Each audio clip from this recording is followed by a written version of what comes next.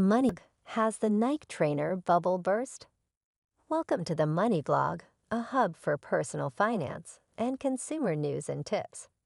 Read our weekend feature on the fortunes of Nike below, and let us know your thoughts in the comments box. We'll be back with live updates after the bank holiday. The trainer market is now more diverse and competitive than ever before, and its biggest player has felt the pinch.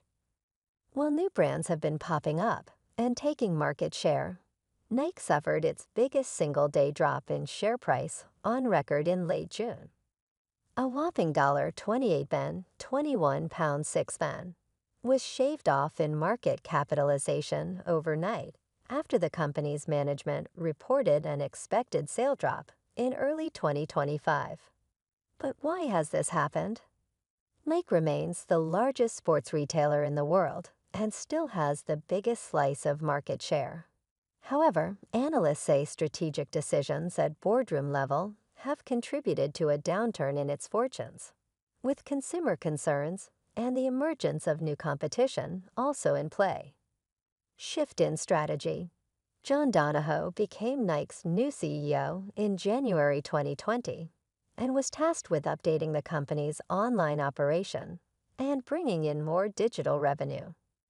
Mr. Donahoe arrived from one of the world's biggest e-commerce companies, eBay, and quickly began shifting Nike's focus towards its digital sales efforts and away from the high street. Shortly after, the COVID pandemic hit, and the world's shoppers were forced online whether they liked it or not. With people not going into offices to work, there was no need to buy smart, formal footwear. Comfortable, everyday shoe sales rose, and Nike's profits surged past projections. Everything looked to be going well, so Mr. Donahoe doubled down, accelerating the digital strategy and moving Nike out of hundreds of bricks and mortar stores. Soon, Nike had severed a third of its relationships with sales partners.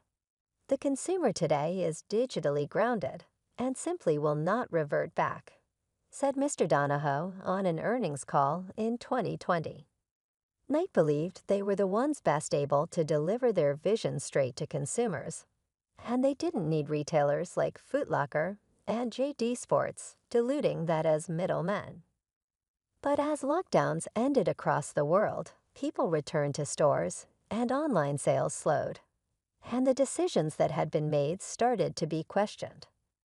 I think they underestimated the cultural aspect of brick-and-mortar shopping as part of the social life of young consumers. Daniel Hervel, who worked at Nike between 2017 to 20 on some of its biggest trainers, including Air Max, Jordan, and Air Force One, told the Money blog. Nike thought people had shifted to online, and they'd left the brick-and-mortar experience behind. But as soon as things started reopening, the social aspect of shopping, the community bonding aspect of shopping, returned, and Nike weren't really there. Nike had started to divest by the time people returned to stores, but they had lost pace against other brands. Nike's rivals weren't going to stand still while this was happening, and sure enough, retailers that had once had Nike shoes front and center on their shelves looked for other brands to fill the space. Newer brands like Asics, Deckers Outdoors HOK, and Roger Federer backed on emerged, taking a steadily growing portion of the market share. And those companies quickly began to show off new ideas, notably in a corner of the market that Nike has long dominated: performance running. OK's thick foam soles are a huge draw for runners, while On's well-marketed and now patented cushioning system technology has proved popular for casuals and professionals alike.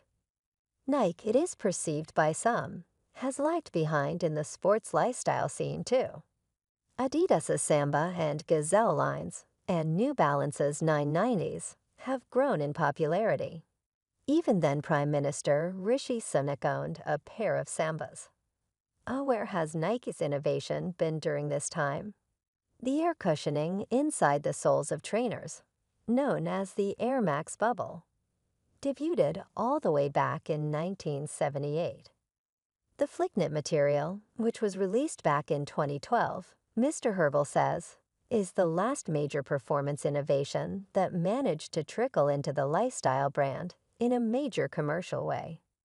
A survey of U.S. teenagers by Piper Sandler earlier this year backed up the idea that while Nike remains the favorite, it has been losing mind share to innovative brands like Hoka and On.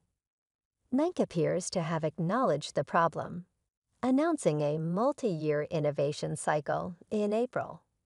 Two key complaints from the streets. To find out how consumers feel about Nike's shoes in 2024, there are few better places to go searching than the basement. Launched on Facebook over a decade ago, the online group of streetwear fanatics has just over 150,000 members from across the globe and is a